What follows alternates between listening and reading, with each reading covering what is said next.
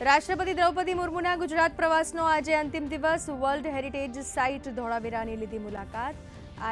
એએસઆઈની ટીમે હડપ્પન સંસ્કૃતિના અવશેષો અને વસાહતો અંગે રાષ્ટ્રપતિને કર્યા માહિતગાર। રાષ્ટ્રપતિએ કર્યું રોપારોપણ।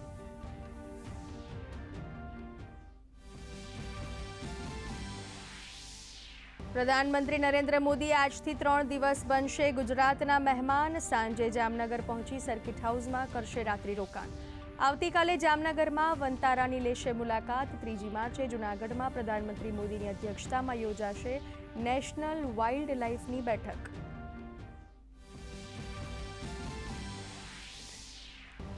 પોસ્ટ બજેટ વેબિનારમાં પ્રધાનમંત્રી નરેન્દ્ર મોદીએ કૃષિ અને ગ્રામીણ સમૃદ્ધિ વિશે પોસ્ટ બજેટ વેબિનારને કર્યું સંબોધન। કહ્યું, આ બજેટમાં નીતિઓની નિરંતરતાને સાથે જ વિકસિત ભારતના વિઝનના પણ દર્શન।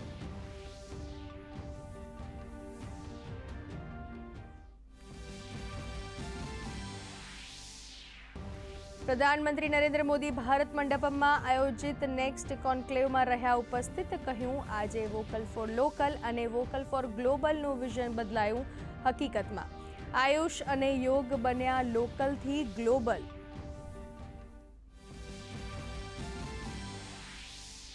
મણિપુરમાં રાષ્ટ્રપતિ શાસન બાદ ગૃહમંત્રી અમિત શાહની અધ્યક્ષતામાં યોજાઈ ઉચ્ચ સ્તરીય બેઠક। રાજ્યપાલ સહિત સેના અને અર્ધલશ્કરી દળોના ઉચ્ચ અધિકારીઓની ઉપસ્થિતિ।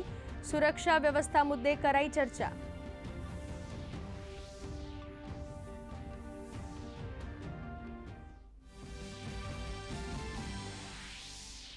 રેલવે મંત્રી અશ્વિની વૈષ્ણવે અમદાવાદમાં રાષ્ટ્રીય હાઈસ્પીડ રેલ પરિયોજનાનું કર્યું નિરીક્ષણ। કહ્યું, 360 કિલોમીટરનું કામ લગભગ થયું પૂર્ણ, બાકીનું કામ પણ ચાલી રહ્યું છે પૂર ઝડપે। આણંદ સ્ટેશનની પણ લીધી મુલાકાત।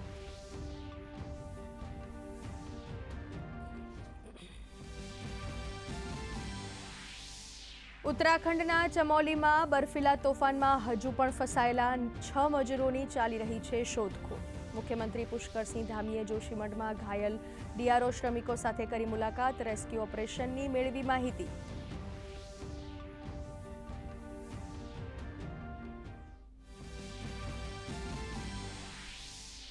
જમ્મુ કાશ્મીર, હિમાચલ અને ઉત્તરાખંડમાં સતત થઈ રહી છે હિમવર્ષા અને વરસાદને લીધે જનજીવન પ્રભાવિત। સાથે જ મેદાની વિસ્તારોમાં પણ થઈ રહ્યો છે વરસાદ।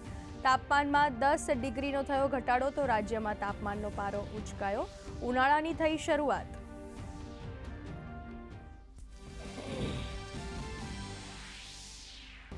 કરાંચી ખાતે ચેમ્પિયન્સ ટ્રોફીની મેચમાં દક્ષિણ આફ્રિકા અને ઇંગ્લેન્ડ વચ્ચે આજે મુકાબલો। ઇંગ્લેન્ડે ટોસ જીતીને લીધી બેટિંગ। નબળી શરૂઆત સાથે 15 ઓવરમાં 3 વિકેટે નોંધાવ્યા છે 87 રન।